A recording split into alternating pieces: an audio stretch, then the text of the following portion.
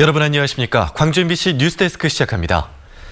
대한신당이 중앙당 창당대회를 열고 공식 출범을 알렸습니다. 제3지대 통합을 기치로 내걸었는데요. 안철수 전 바른미래당 대표의 귀국이 임박한 가운데 4년 전 총선 때 녹색 돌풍이 올해도 가능할지 주목됩니다.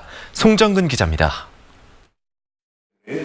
대한신당이 중앙당 창당대회를 열고 중도 개혁 세력 통합을 향해 닻을 올렸습니다.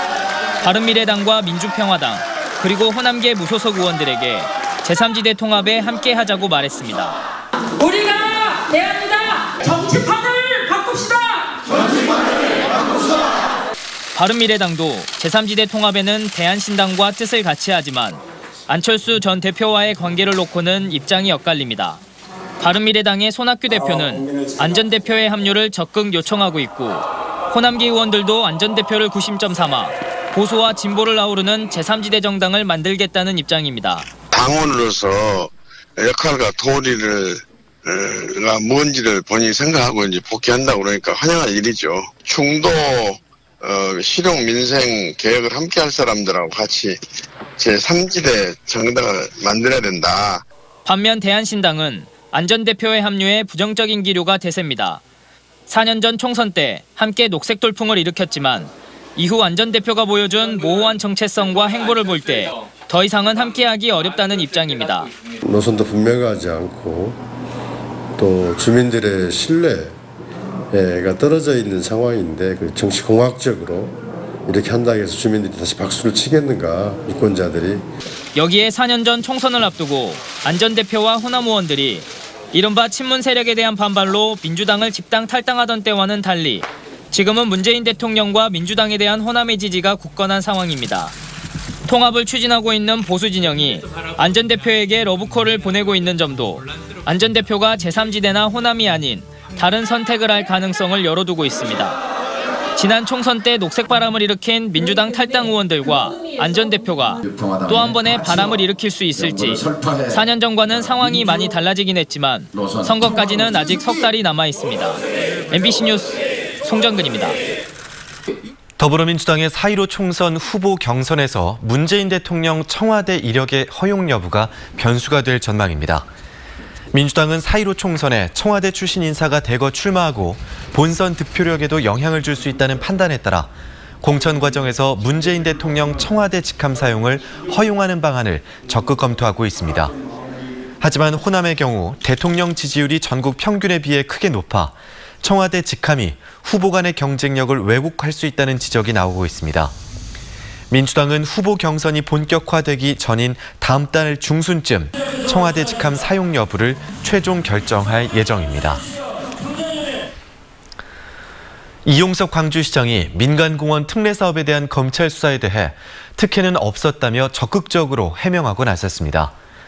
이 시장은 자신의 SNS에 입장문을 올리고 자신의 동생과 공무원들이 민간공원 특례 사업자 선정 과정에 부당하게 개입한 혐의로 기소된 것과 관련해 특혜는 없었다고 밝혔습니다. 이 시장은 또 알선수재 혐의로 기소된 동생이 철강 회사를 설립한 시점에 자신은 무직자였다며 형의 지위를 이용해 특혜를 받았다는 검찰의 논리를 정면으로 반박했습니다.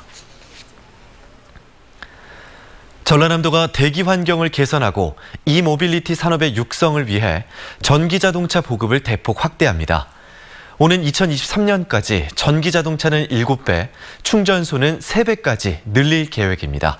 김주희 기자의 보도입니다. 도심이 온통 잿빛의 고농도 미세먼지 속에 갇혀버렸습니다. 이처럼 지난해 고농도의 미세먼지로 전남 지역에 발령된 미세먼지 경보는 모두 155차례에 이릅니다. 특히 지난해 2월 28일에는 미세먼지가 세제곱미터당 220 마이크로그램, 초미세먼지가 세제곱미터당 166 마이크로그램으로 최고 기록을 경신하기도 했습니다. 전남도가 갈수록 악화하는 지역의 대기 환경 개선을 위해 특단의 대책을 내놨습니다. 오는 2023년까지 전기 승용차와 전기 이륜차, 전기 버스 등 전기 자동차 보급을 대폭 확대하기로 한 겁니다. 현 4천여 대에 불과한 전기 자동차를 3만 대까지 늘리기로 했습니다. 또 충전소도 3배까지 확대할 방침입니다. 그래서 2023년까지는 6,500대를 보급을 목표로 하고 있습니다. 현재 수준을 비교해 봤을 때 3배의 수준인데요. 이와 같은 수준으로 보급하게 되면 전기 자동차 수요에 걸맞는 충전소를 보급한다고 생각하고 있습니다. 전남도는 전기자동차 보급 확대를 통해 연간 4만 6천 톤의 온실가스 배출을 줄일 수 있을 것으로 기대하고 있습니다. 이와 함께 도내 전기차 관련 산업 육성으로 국내 이모빌리티 산업을 선점하는 기반이 될 수 있을 것으로도 전망하고 있습니다. 이 기업들이 우리 도내 전기 자동차 구매 대수의 20%를 목표로 하고 있습니다. 그렇다면 우리 도내 기업이 활성화하는데, 이모빌리티 산업 활성화하는데 크게 기여할 것으로 보고 있습니다. 전남도가 의욕적으로 추진하고 있는 이번 사업이 청정 블루 전남의 이미지를 지켜내고 지역의 산업 육성으로까지 온전히 연결해낼 수 있을지 주목됩니다. MBC 뉴스 김주입니다. 전남 지역에 거주하는 주민들의 평균 나이가 전국에서 가장 높은 것으로 조사됐습니다. 행정안전부가 발표한 주민등록 인구 통계에 따르면 2019년 말 기준으로 전남 지역에 거주하는 주민등록 인구의 평균 나이는 46.2세로 전국에서 가장 높은 것으로 나타났습니다. 반면 광주 지역의 평균 나이는 40.8세로 전국 평균 42.6세보다 낮았습니다. 전남 지역의 평균 연령이 높은 이유는 60세 이상 인구가 전체 거주자의 30% 이상을 차지하기 때문으로 분석됐습니다. 7년 동안 미성년 친딸들을 성폭행한 50대 남성이 징역 13년을 선고받았습니다.